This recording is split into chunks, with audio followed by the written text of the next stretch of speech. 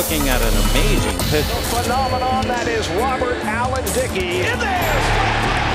Thing starts out with him one place, and by the time you swing at it, it's somewhere else. And he struck him out. Thanks for coming. So hard to hit. Your catcher jerks like that just to catch it. You're supposed to hit it? Really starting to get that butterfly moving back. What are you going to do with that? 2 lefts and 2 rights on the way to home. And struck him out on 3 pitches. Look at that. No rotation. The most dominating knuckleballer ever.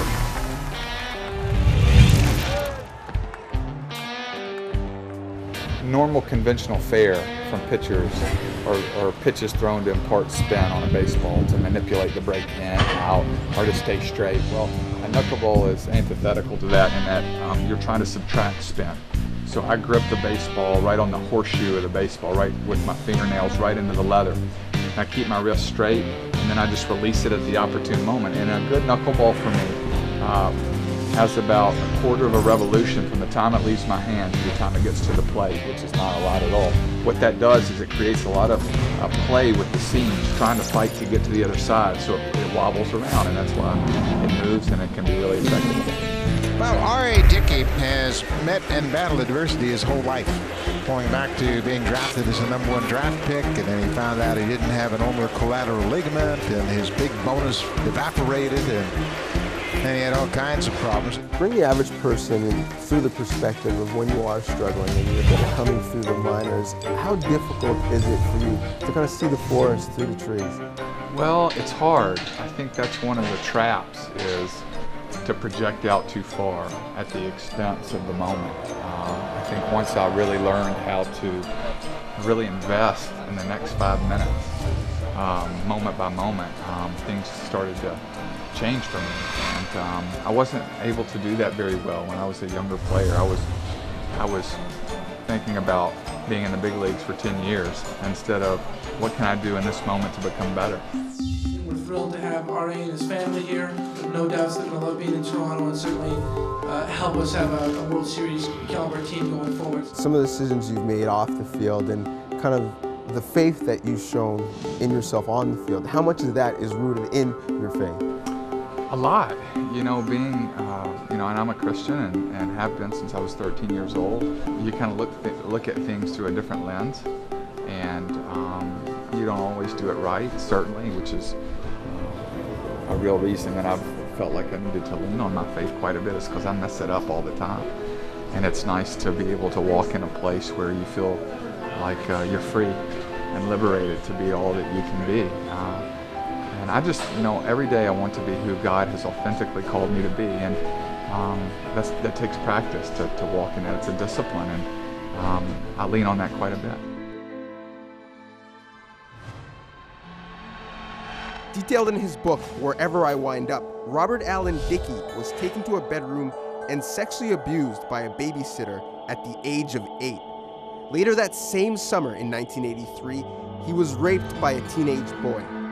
Although he compartmentalized that trauma for a while out of shame, he eventually found it freeing not just to write about his catastrophic experience, but to use it as a testimony to fellow sexual abuse survivors. Your story has become such a champion for sexual abuse awareness. How often now that you're in the spotlight do you find people seeking you out and reaching out to you for some insight? Anytime you see someone who looks like they have gotten through something very tough that you're having a tough time with, you probably want that wisdom. And it's no wisdom of my own necessarily, but I certainly can point people in the right direction, and have been glad to do so on numerous occasions. And I certainly feel like because I've gotten healthy through the process, I hope for that for other people who have similar stories to my own.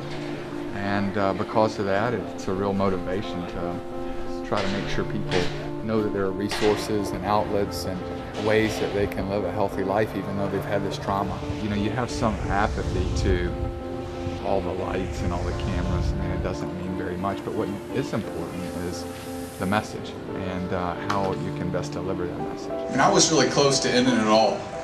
I was in a car ready to turn the key with a garden hose running the driver's side window. I was that close. And the one thing that made me not do that was that as lonely as I felt, I never felt completely alone. And I really felt like God had a plan for my life, and in that moment I felt like He was telling me, you're going to do it different. This is not it. You see pictures, but it doesn't necessarily prepare you for just how visceral the experience is. The women in cages, the children that were playing among the street, among human feces and vomit, the innocence of being able to live as a child that was taken from them, that women who have been trafficked to offer them something else.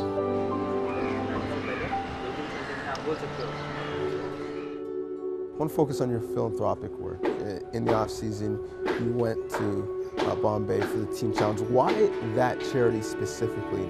I really connect with organizations that look to eradicate any type of sexual exploitation, because that's something that resonates with my own narrative.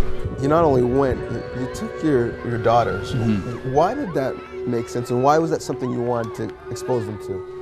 Well, I think it's important that they see that there is something outside the bubble that they live in. I think the real fruit may come years down the road, but that they have a real empathy for humanity and how the world operates outside the place that they live. I think it gives them a good perspective.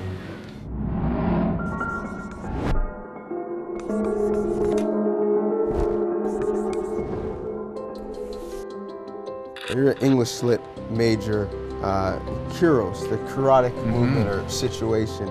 Do you feel like everything that you've been through kind of has you at this place at this time when you're ready for it? Yeah, you know, I'm a big believer in the karate moment, but it's also the journey that can be very, very exhilarating. I think getting to know the players, doing a relationship with the guys, going through the hardships of a 162-game season and being able to overcome all these different adversities as a team in hopes of getting to a World Series. I mean, that means a lot too.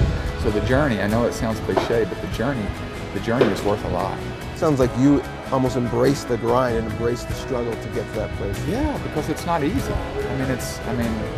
Not much worth having in life is easy. You don't always get opportunities where you're pulled together with this talented of a group. We are hopefully going to take advantage of that, not only for this year, but for years to come. And it's a neat place to be. And to be able to recognize that you're in that moment is pretty neat. The phenomenon that is Robert Allen Dickey continues to get more and more unlikely. And once I discovered that what I do for a living is not who I am, it's certainly something I want to be good at, the best. I feel like I'm called to be the best I possibly can at it. But at the end of the day, it doesn't necessarily define me as a human being. And when I learned that, I was able to really grow. Someone watching could learn one thing from your story. What would you want it to be? That's a tough question. One thing. Never abandon hope, I think. I think at the core of everything that I did was the nucleus of, or the kernel of a hope.